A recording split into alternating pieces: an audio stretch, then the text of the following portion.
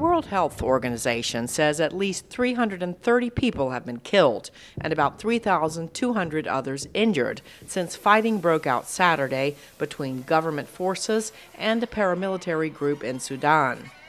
State Department Deputy Spokesperson Vedant Patel said the U.S. condemns the violence in the strongest terms, and that Secretary of State Antony Blinken has been in contact with both sides and is calling on them to extend the ceasefire until at least Sunday. We're engaging in this from all corners of the department and continue to have full accountability of our personnel.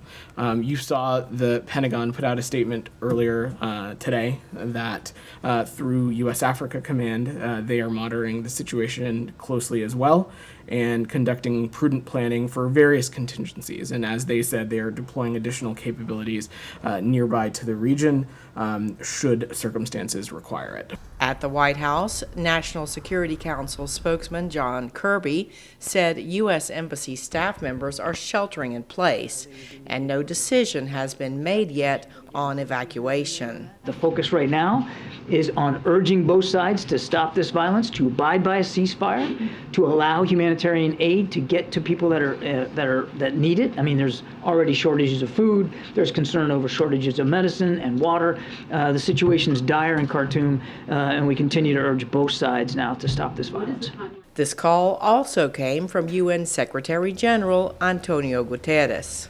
I appeal for a ceasefire to take place for at least 3 days, marking the Eid al-Fitr celebrations, to allow civilians trapped in conflict zones to escape and to seek medical treatment, food, and other essential supplies. There are estimates of up to 16,000 Americans in Sudan and about 70 U.S. Embassy staff members. The U.S. has some military forces stationed in the neighboring country of Djibouti, which experts say would likely be used for any evacuation operation. After hunkering down indoors since Saturday without electricity, many civilians in Khartoum and the surrounding areas are running out of water and the most basic supplies. With Khartoum's international airport shut down and its border with Chad closed, there are few good options for international aid workers and others to leave.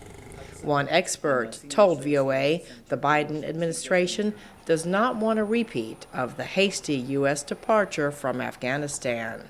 Well, I think we can't sell short the comparison to Afghanistan, especially if we're contemplating the visuals of Americans leaving a besieged city when civilians are begging for their own lives, begging to be evacuated along with Americans and international staff. I think that's a terrible optic for the United States to be sending in Africa right now. In Port Sudan, some civilians have fled the fighting on foot.